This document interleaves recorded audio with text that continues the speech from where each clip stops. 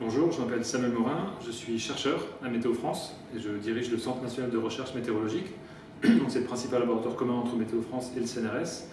Et avant de prendre la direction de ce laboratoire en janvier 2021, j'ai mené des recherches sur la neige en montagne en particulier, principalement dans les Alpes, puisque j'étais basé à Grenoble, pour travailler justement sur la compréhension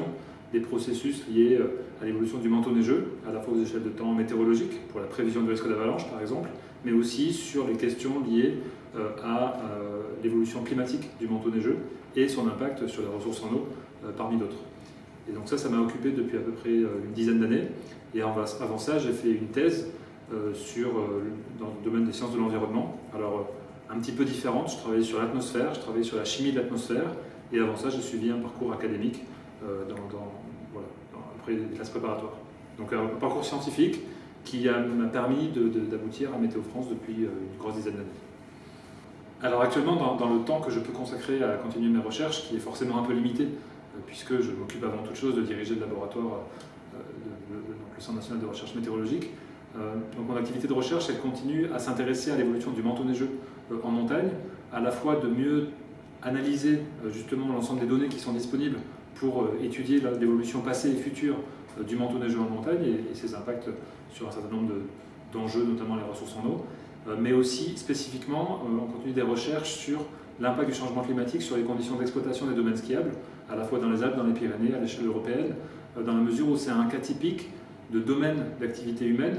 qui est particulièrement touché par le changement climatique et donc qui demande de repenser justement son évolution pour les prochaines décennies au regard de l'évolution climatique dans un ensemble beaucoup plus vaste de développement territorial. Et donc à ce titre-là, c'est un bon exemple de sujet qui demande justement de croiser des informations à la fois sur la physique des conditions météorologiques et du climat, mais aussi des enjeux liés aux pratiques de gestion de la ressource en neige dans les domaines skiables, et puis plus généralement l'ensemble des activités de compréhension du fonctionnement du territoire pour lequel le tourisme est particulièrement important. Alors les recherches que j'ai menées depuis quelques années, elles touchent à la fois des enjeux de compréhension de la physique du manteau neigeux. C'est par ça que j'ai commencé quand j'ai rejoint le CNRM il y a à peu près une dizaine d'années, pour mieux comprendre justement la physique des transformations dans le manteau neigeux. Et petit à petit, mes recherches ont évolué justement vers des domaines plus appliqués, où ces outils, où ces connaissances sont au service de réponses à des enjeux plus ou moins appliqués. En particulier pour la question des domaines skiables, on a pu travailler sur des outils qui permettent de mieux comprendre en quoi la pratique de gestion, les pratiques de gestion du manteau neigeux, notamment le damage, notamment la production de neige, affectent en fait la façon dont les conditions d'exploitation évoluent à la fois au cours de la saison et aussi sous l'effet du changement climatique. Et donc ça a des conséquences directes et pratiques dans la mise à disposition d'informations qui permettent aux acteurs de ces territoires de montagne, que ce soit les gestionnaires de stations, que ce soit les collectivités locales, que ce soit les collectifs d'acteurs sur le terrain, de mieux comprendre justement l'évolution climatique qui les touche et de mieux se préparer à prendre des décisions concernant justement l'évolution de ce territoire. Et donc c'est un exemple parmi d'autres où la connaissance scientifique vient à l'origine de questionnements sur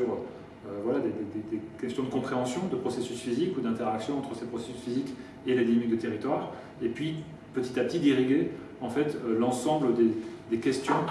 sociétales qui se posent dans un territoire donné. Voilà, j'ai eu la chance de participer il y a quelques années à la rédaction d'un rapport du GIEC, donc le groupement intergouvernemental d'experts sur l'évolution du climat, qui m'a permis justement de prendre la mesure en quoi nos travaux de recherche, nos travaux de développement scientifique ont une pertinence pour un certain nombre de décisions à toutes les échelles de la société. Et en fait, dans ces rapports du GIEC, on parle souvent des résumés pour décideurs. Et en fait, c'est effectivement la substantifique moelle de ces rapports qui sont rendus publics et qui permettent d'avoir une vision très synthétique de l'état des connaissances. Mais en fait, le terme résumé pour décideurs est relativement impropre. En fait, c'est des résumés pour décideurs, mais en fait, c'est des résumés pour tout le monde. Et donc, ce que je voudrais dire en réponse à votre question, c'est que les connaissances scientifiques que l'on développe, les avancées de recherche, mais aussi les nouvelles connaissances, l'acquisition de nouvelles données qui nous permettent de consolider en fait nos connaissances scientifiques sur l'évolution climatique, sur la gravité de la situation et les enjeux qui s'offrent à nous, en fait concernent tout le monde, à la fois ce qu'on appelle les décideurs, mais aussi en fait tout un chacun. Et donc ce que je souhaiterais, et je ne suis pas seul à le souhaiter, la plupart des collègues scientifiques qui travaillent sur ces questions ont les mêmes souhaits, c'est que ces connaissances-là soient mieux connues, mieux comprises, mieux transférées, mieux digérées par l'ensemble de la population, afin de regarder lucidement l'évolution de la situation et de pouvoir prendre les mesures qui s'imposent pour essayer de limiter au maximum l'ampleur des conséquences négatives qui nous occupent et qui risquent de nous occuper pour les prochaines décennies. Voilà. Merci.